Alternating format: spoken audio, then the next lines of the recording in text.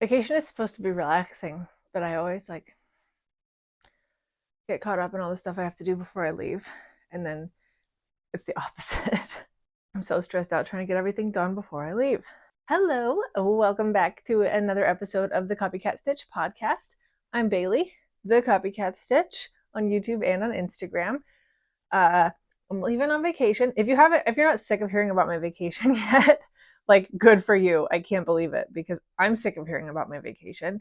Um, I'm super struggling to get everything done in time, not just the craft projects that I started to bring with me or casting on the travel projects that I am going to work on the trips, but also just, household stuff and also editing videos. Like, I'm really struggling with making sure I edit all the videos that I've already filmed so that they're uploaded and they can release when I'm not here to maintain them. There's a lot going on. Uh, and this isn't the best time for me to be filming this, but I am because this is the only time for me to be filming this.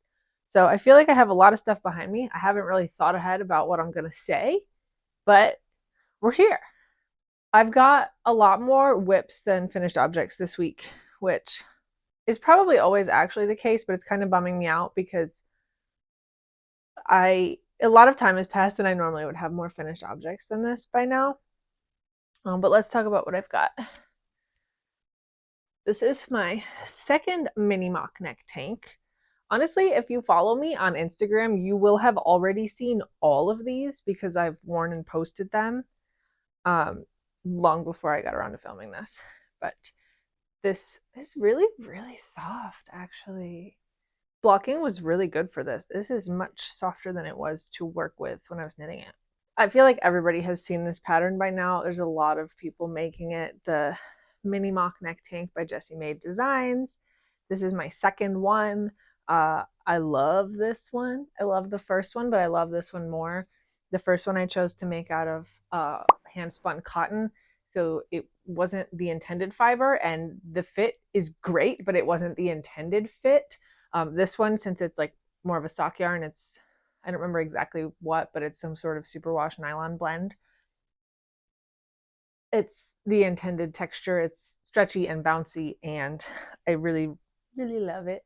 Very happy with that one. Honestly, some of these I think I might have even been done with last time. I just hadn't like blocked or talked about them. This is my Amadeo cardigan, which I'm glad to be done with. I like it. I like that I have it now, but this one was troublesome for me. I cast it on in May as one of my first spring knits, and it has plagued me the entire summer. Uh, Last podcast, I was explaining about how I got to nearly the end and I started seaming up the body panels and realized I had completely screwed up the chevron pattern on the back panel and it was off center, and I had to rip back the entire back panel back to the ribbing and reknit it. But I got there. I don't know where I found the drive to finish this one because I was pretty bitter about it towards the end of the project, but I did somehow. And now that I've blocked it, some of the yarn has been steam blocked twice because I knit it and then had to unravel it and reknit it. But this is Lion Brand Cotton Ease, which is a cotton acrylic blend. So I thought that steam blocking would be the better choice for this, and I think it was. The acrylic really softened and relaxed with the steam blocking, and the eyelet pattern opened up a lot as well. So it's a bit oversized, which is a good thing. I enjoy it. The buttons don't look good when they're buttoned. So I'm finding it not super easy to style so far. Let me see if I can find the little buttonholes here. It's a very deep V, and I mean, the pattern called for 4 buttons, and I didn't change anything about the spacing of the buttonholes or anything. And to me, I don't think it's like there's anything wrong with the pattern necessarily. I don't think I did anything wrong. I just think that maybe this style of button isn't ideal for when the buttons are sewn so close, and the buttonholes are also so close to the edge. Like, even when it's not on my body, you can see how it like gaps like that. Like, it just kind of doesn't stay closed. I would have to pin it at a bunch more points to get it to stay closed. I think it just needs more buttons maybe, but I'm not about to reknit it to add more buttonholes because they're added as you do the panel. It's not an applied button band. And I don't have more of this button anyway because this was a 4-pack of vintage buttons from my stash. So I'm just going to leave it. I will probably likely just wear it open most of the time, or maybe just with the top button done up. That's the only bad thing I have to say about it, so that's a good thing. And this guy, I believe, was finished last time. This is my Moonset tee. Last time it wasn't blocked. This time it is blocked, and it kind of looks the same. There's I-cord edging on the sleeves and on the hem, and blocking. I mean, this one I wet blocked. Didn't really do much. Maybe I think I tried steam blocking too, so I don't know. Maybe I just need to block it again. But they roll up very much. It doesn't look bad. I've still worn it a couple times. It's just a bummer because I really like the I-cord edging. It's really pretty when you can actually see it, and it's not all rolled up, and I prefer it to the rolled hems, but it just doesn't want to stay out. But this was an odd blend also. I don't remember. It was some sort of cotton synthetic blend for socks, I think. I don't know. It creates a really nice fabric. I really love the texture and the weight and drape of the fabric. It just wants to curl up on me. And I'm not sure. Beyond blocking, I don't know how to get sleeves to stop curling like this. Do you have any tips about making these uncurl and stay uncurled? Because I don't know what to do. It's not keeping me from wearing it. I really like it. I just think I would like it all the more if it didn't stick like that. And this one's like a quasi-finished object. I mean, like, technically it's a work in progress, but I have to sew buttons on and block it. And I really need to block it because it looks very odd without blocking. Like, it looks like it's for like a child. It's a heavily modified leaf top. I don't know if you can see the leaf pattern if I like stretch it. Once blocking will change this a lot. I know. I've made the leaf top before. I made this out of this Gallery Yarns organic cotton that I got from one of the Fiber Trail stores recently. It's so soft. I love the color so much. I think it lends itself well to this stitch pattern just because it is a bit thick and thin due to the nature of the yarn, but it looks cool as a leaf because it's green and it's textured and I really like it. This will do really well with a nice firm blocking, and I need to select some buttons and put them on the front.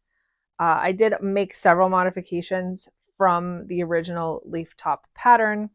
The first and most obvious being that I left out an entire leaf repeat. You can see like a leaf is about this tall. Because I only had 2 hanks of the yarn and I was trying to make a small little crop top with only 2 hanks of yarn, and I didn't have enough to do as many repeats as the pattern calls for. So I just did one less, which, you know, if it's this tall, I left this much off the bottom and top. This is a big difference, but I think it'll be cute to wear obviously over top of something once it's been blocked and it's got some little buttons on it. Actually, I've kind of been avoiding this one. It's been like in this project bag since I finished knitting it, like for over a week. And there's so little left to be done on it. I wish. Oh, I don't know if I have time. I should try. It'd be nice to have this one done. So far as whips, I actually brought my entire whip basket up to show you. Normally I just pick and choose the ones I want to actually talk about because I have several that have just been ongoing for so long and they don't change that visibly every time. But this time I just brought them all up because I was like, I can't remember when I've done a status check on a lot of these, and I didn't have that much else to talk about. It's mostly whips today, so I thought I would just get them all out. So, in no particular order except the order that they are piled onto my basket here. This is my Lily gown. I won't go into too much detail about this one because I'm making a separate video about it. It's going to come out in not too long. This I am making for my vacation. I've mentioned it before. I'm going on a cruise. Cruises have formal night. So I'm making a formal gown. This is so hard. It's so much bigger than last time. Um, I did have a little hiccup where I talk about it at length in the video, but I did have to rip back a bit. I didn't have to. I chose to rip back so I could correct it and do it correctly last night. So it's today is Monday when I'm filming this. I have until basically through the end of Wednesday to get everything done because I have to leave very early Thursday morning for the cruise. So I've got to be completely done with everything, including packing and household everything, before I go to bed Wednesday. So if you recognize my outfit, it's because I'm filming a bunch of different bits for a bunch of different videos today because I'm running around trying to get everything done. You can sort of see the texture changes because there's like a more solid stitch pattern and then a netted stitch pattern, and then the netting gets wider. So I really like it. Every time I try it on, I'm very pleased with it, but it's such a heavy gown and it's made to measurements. So it's kind of difficult for me to grapple with because it changes. The more weight I add to the gown, the less it lines up with the last time I tried it on, and it's an evolving gown. Every time I try it on, it's a little bit different, and not necessarily in a bad way, but just in a way that it's hard for me to anticipate when to stop and start the next section because I'm not good at doing the mental math for how much length will be added when the weight below it stretches out the current section. So it's coming along, but in not too long, you should have a video just about making this one and the slip dress that I sewed to wear underneath it. Yeah, that one I'm not going to release until after my first vacation. This sounds ridiculous. This sounds like first world problems to the nth degree, but it incidentally, my mom wanted to take a trip, and our best opportunity for an affordable cruise was a couple weeks before the annual trip that my husband and our friends and I take every fall to go to Universal Orlando for Halloween. So I'm taking a vacation. I'm coming back for less than a week, and I'm taking another vacation, which is stressful. I'm so happy. I'm not complaining. I am very thrilled to be in a spot where I can take vacations, especially multiple vacations, especially so close together. But it is a stressful situation to be in, to try to, shift my work life and my home life and my YouTube life and try to make them all. Oh, Audriana. The cat just climbed onto my Moonset tee and she pulled several of her claws got stuck in the stitches. Girl, don't step on my stuff. Oh, she did it to Amadeo too. Like, no, you don't need to touch that one. So I don't even remember where I was. I'm not complaining. I know I'm in a very privileged position to be able to be going on 2 trips. It is a stressful place to be, to have to rearrange and prepare for time away in my work life, in my home life, and in my YouTube channel to try to accommodate all of those things. Get all of this work done ahead of time because I'm going to be away and then be back for a little blip and then be away again. It's chaotic, but I'm getting there. So the Lily gown is in progress. That one's the one I have the most work to do on. I still have a little work to do on this bikini, the Shell Yeah bikini by Knitting Tipsy, but it's mostly done now. I don't even think I had started it last time on here. It's pretty quick. I mean, there's not that much like material. It's a swimsuit. All right, this is the bottom. The crotch seam is not sewed up yet.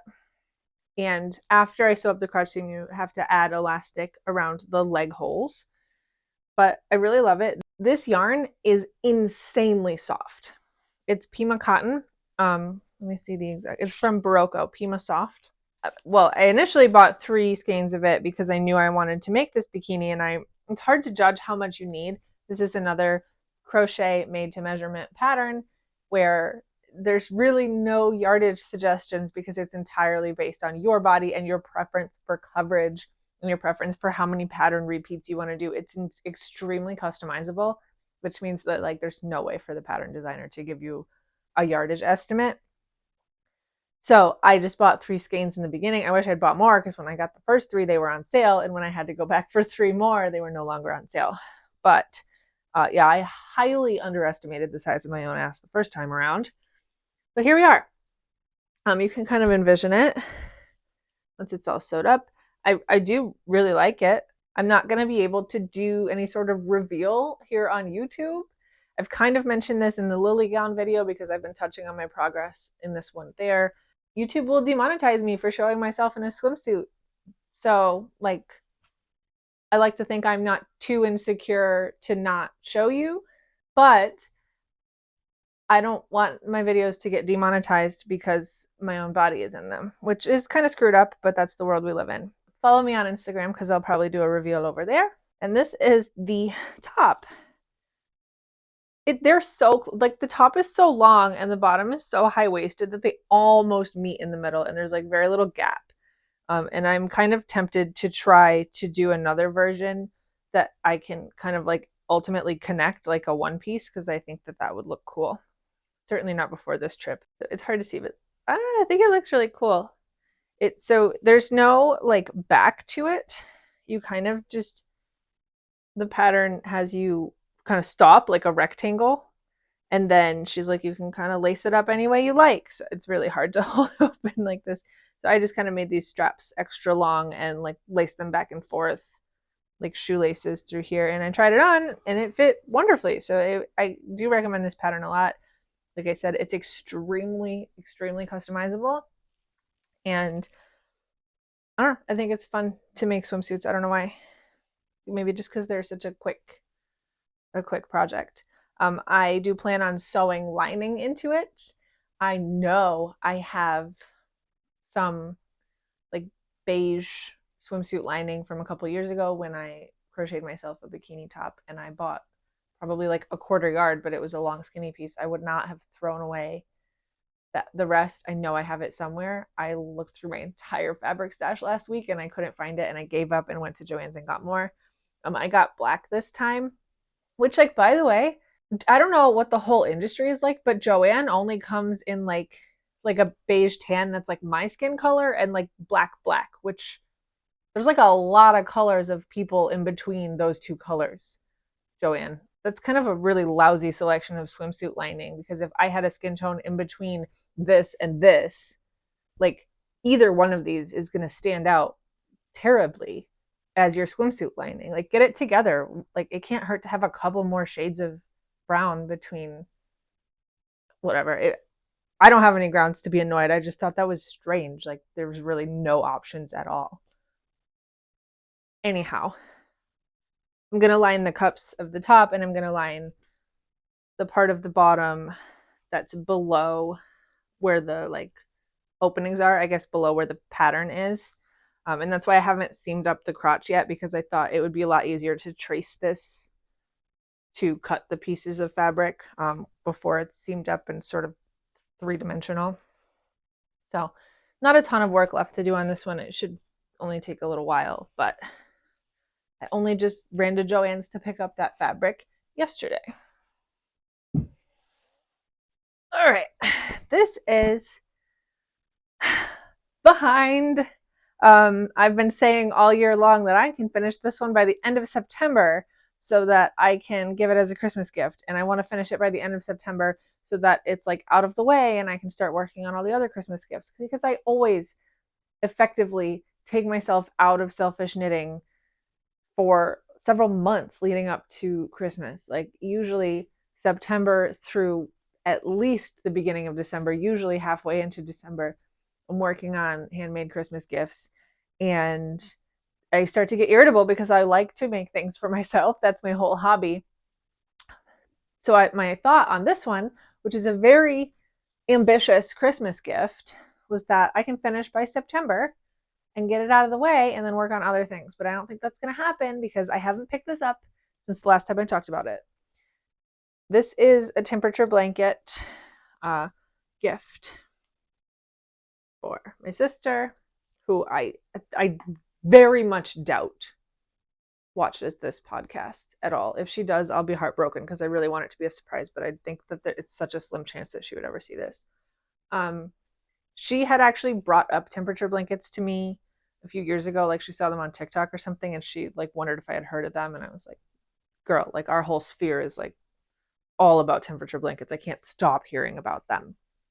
But she doesn't love bright colors. She loves neutrals. She's quite the minimalist, and so is her husband. They got married Labor Day weekend last year. So we're coming up on their first anniversary in a couple of weeks. And my idea was to do a temperature blanket of their wedding day to their first anniversary and give it to them for Christmas. So this is as far as I've gotten. Like I said, Labor Day weekend. So this would be their wedding day, Labor Day weekend last year. And I am through mid-December now. So this is only like a quarter of the blanket. It is very wide. It is super ambitious.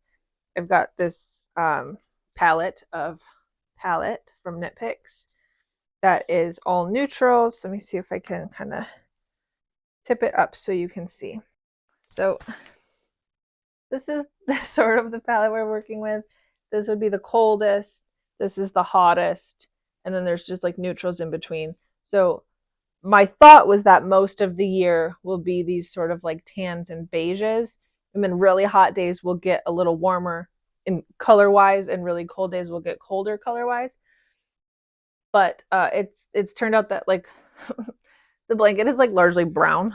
I think maybe I should have chosen my beiges more carefully. But this is like midwinter, and it's all white in winter, and then the rest of the year is going to be a lot more brown, which I don't think is necessarily a bad thing. Like I said, she likes neutrals.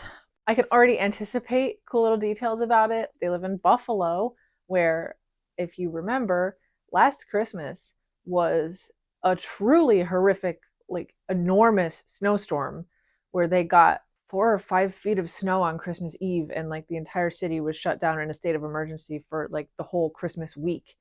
And luckily they left before that happened, so we were with them in another city and it was fine. But it was an event in Buffalo history. And looking at the chart I have for all of the temperatures that I've tracked, this is the coldest color. This like super deep navy. The single row of this that there will be on this blanket is Christmas Eve, the day that snowstorm happened, and there was like a polar vortex and it was freezing. So I just think that's cool, because when you're looking at the blanket, you'll be able to see that one coldest stripe and identify the giant snowstorm. This one I'm barely going to show. This is my Zesty tank. I don't feel any differently about this. I haven't worked on it that much, but occasionally. It's a convenient one to take on the go with me, and I only take it with me and I only work on it when I have somewhere to be and I want to take knitting, but I don't have anything else that'll go with me. So this is a very slow moving tank top in this kind of faux cable stitch rib. It's fine. It's a pain to work on because I don't particularly like stitch patterns like this. It's a little less mindless than I would prefer. It's not, you don't have to be super thoughtful, but you have to be cognizant of which row you're on, and my muscle memory tends to flub that up and start doing the wrong row, and it's not my favorite to work on. But like I said, it's convenient when I've got somewhere to go and I want to take knitting and I don't have anything ready. I just grab that one. The one I've been working on the most lately is my baseball bomber. I have slowly been working on a video about this, just about this, but it's been going all summer and I haven't showed it in a long time, so I thought I might as well show it here. This is made out of whole bead twister. I have a gray color and the blue color. It's a cotton acrylic blend, 55 cotton, 45 acrylic. In retrospect, I think it was maybe not the best choice, and I'm thinking about doing some sort of fabric lining inside because I think it's going to stretch too much if I don't. But it is the Sweetheart Bomber from Poison Girls, a super cute pattern that I absolutely think I'm going to make out of like some sort of wool, like it's recommended someday after I'm done with this one. The gimmick I have been running with is that I have only been working on this at baseball games. I cast it on at a baseball game. I leave it in my clear vinyl stadium bag. And whenever we go to a baseball game, wherever it is, I've been taking this one. At a point, I started working on it on the way to and from games as well, because I was like, I'm not going to finish this. We didn't go to as many ball games as I expected this year. And that includes like when we drove to New York City to go to a Mets game. It's like 5-hour drive there and back. I worked on it in the car and on the train and like literally to and from the game. I also worked on it when we were driving to Buffalo for a ball game, driving to Rochester. I truly have only worked on it on like game days or like on the way home from a game. And I do take it to all the stadiums and work on it in the stadiums. It's very soft once it's knit up. It's very lightweight. It's kind of a mess now. You can see there's armholes. This will be where the pockets are. You have to like separate for panels to leave these holes for the pockets, and then you'll add them later. I'm sure that I will get into a lot of thoughts and conclusions when I'm wrapping up the separate video for this later this summer, but I will tell you now that I think I did a terrible job picking this pattern. I loved the theme of doing a sort of varsity style bomber jacket at a ball game. I also originally bought a skein of this in like bright orange too, thinking I would do it like Mets colors, and then later decided that like I'm not actually a Mets fan. I just live in a city that happens to have a minor league Mets team, and I don't think I'll live here forever. And I don't know that I necessarily want to have like a very Mets themed jacket forever. So I thought this would be a little more neutral if I just went with the blue and gray. And I like that decision. So initially the theme was to like work on a Mets bomber at the Mets games, and it's such a good theme and like I love it. But also this pattern is the fiddliest, finickiest. You have to pay so much attention because these designers pay so much attention to detail, and it's a very thorough, really, really well written pattern, but it's really, really not conducive to not touching it for a week and a half between ball games and picking it up and picking up where I left off, because I'm not always remembering. Like I've had to frog back sections like 3 or 4 times because I just did something stupid. Like I'm supposed to be keeping track of 2 things at once, and I forget that I'm supposed to stop at a certain point and do something else, and I just keep going and then realize later and have to frog back and redo it. Silly mistakes, but only because I'm not working on it consistently. And I knew that that was going to be the case when I took this on, so I should have known better, but I didn't. So it's going to come out fine. I'm going to love it when it's done, but those are my thoughts. Don't make this at a baseball game. Definitely make this. Don't do it at a sporting event. The last whip in my basket. I feel like I don't have very many whips right now, and I do feel very sad when I'm like looking at my options for what to work on, because I've let my whip list dwindle because I'm trying to get through these projects for vacation. I do, of course, already have plans for which projects I'm casting on to take on vacation with me, and that's just another reason I'm super excited about vacation, because I get to start some new ones. And also they're knitting projects. I've been doing so much crochet and sewing, which are things that I do like, but like knitting is my love, and knitting relaxes me, and that's just kind of like piled on the stressful I have too much to do before vacation element. It's making the crochet into work, because I feel like I have to crochet all the time, and I would really, really rather be knitting, but I have to get this done. So anyway, this one's knitting, but this one needs a lot of attention. This is my Fossil Frenzy tee. You've seen it many times. It's intense color work, and I am not an intense color work person, so it's coming along very slowly. It is a kit that I bought from Yarnaceous Fibers for a Mary P. Hunt pattern. I love dinosaurs. You might have heard me say before, Stegosauruses are my favorite animal. I've been very enthusiastic about them since I was young. I won't say like a little kid, but like I started loving them when I was a teenager. I have a tattoo of Stegosauruses. I have all sorts of little Stegosaurus collectibles or decor all over my house because they're my favorite. So this dinosaur knitting pattern was super exciting to me. I bought the kit from Yarnaceous, and I didn't cast it on for like a year, and I started it early this year, and truly I love Yarnaceous Fibers. This base. Oh, Salta fingering. I have a ton of it because I was doing her monthly paleobotany club for a while. I'm taking a break from that. I'll talk about that too. But it's really, really a delightful yarn to work with, and I love it, but it is a very complex, very detailed fingering weight color work pattern. And that's just none of those are my favorite things to work with. and I haven't been able to devote much time to this. And when I do, I have the capacity and the brain power to do like maybe 3 or 4 rounds max before I'm like, I need something different.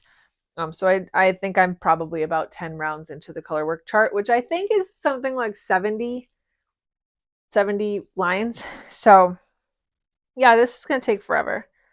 I kind of knew this was gonna take. I feel this one I'm already starting to think is gonna be something that probably will get done next summer, because once we get into fall weather, I'm not gonna want to work on a t-shirt anymore, especially one that I wasn't inclined to work on anyway.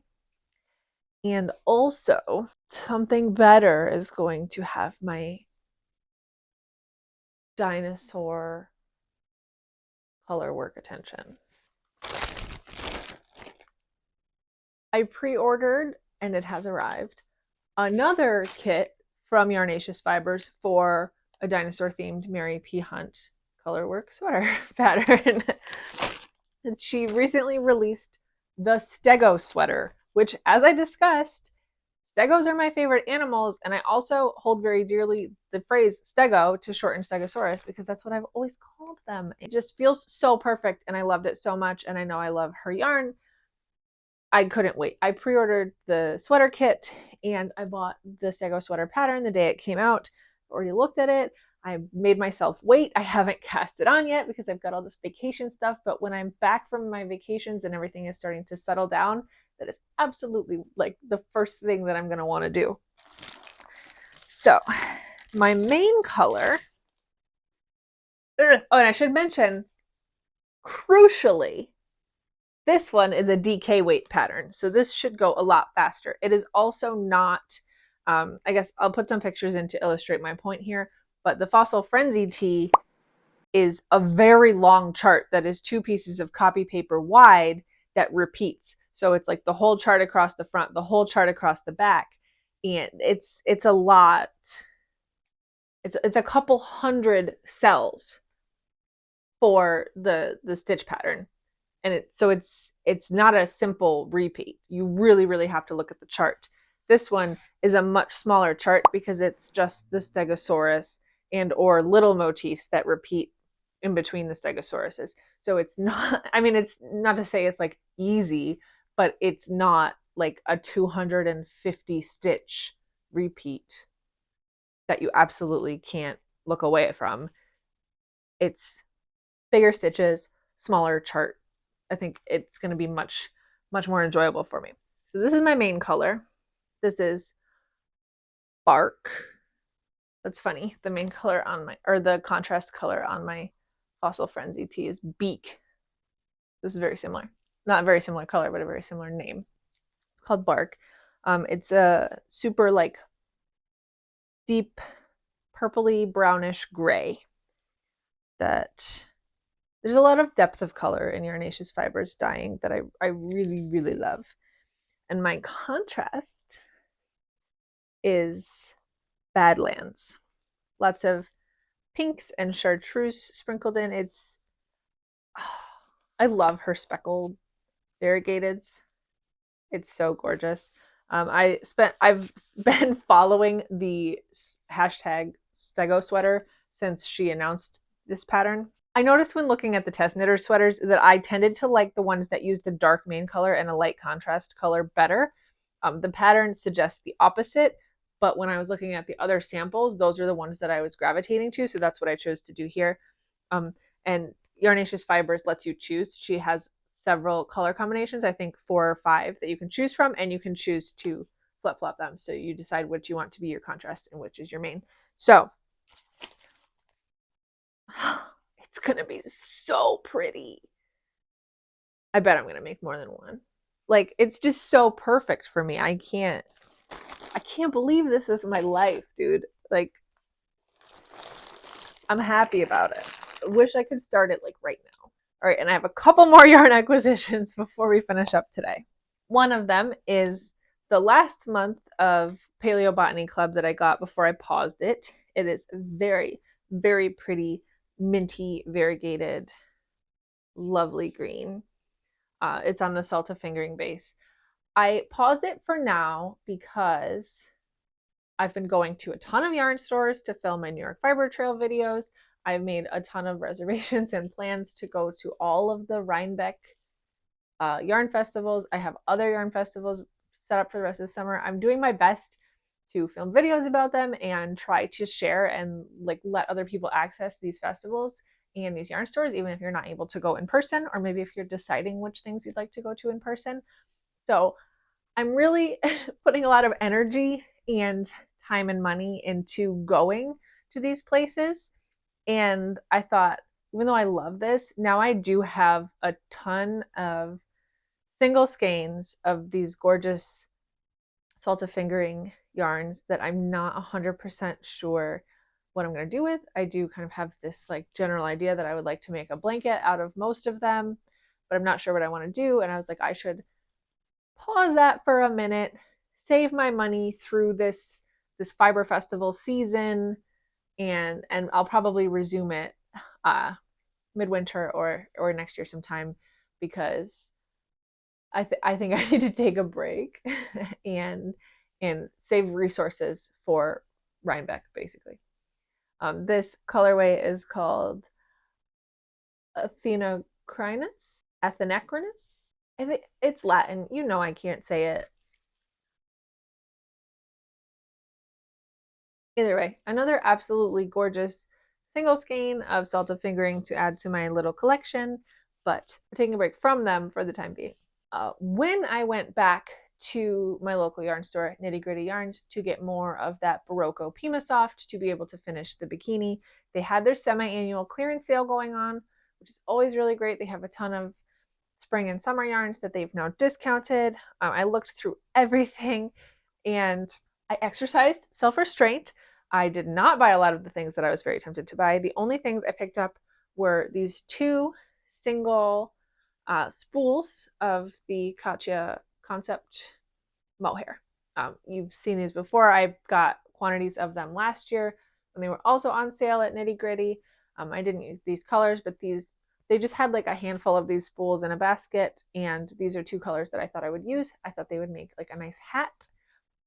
I since have noticed that they look really pretty together, but I don't know that I have a way to use them together, so I don't think that I'll end up doing that. But you know, pink is one of my favorite colors, and I thought I've got tons of pink yarn. It would be so easy just to make a pink mohair hat, and I don't have one actually.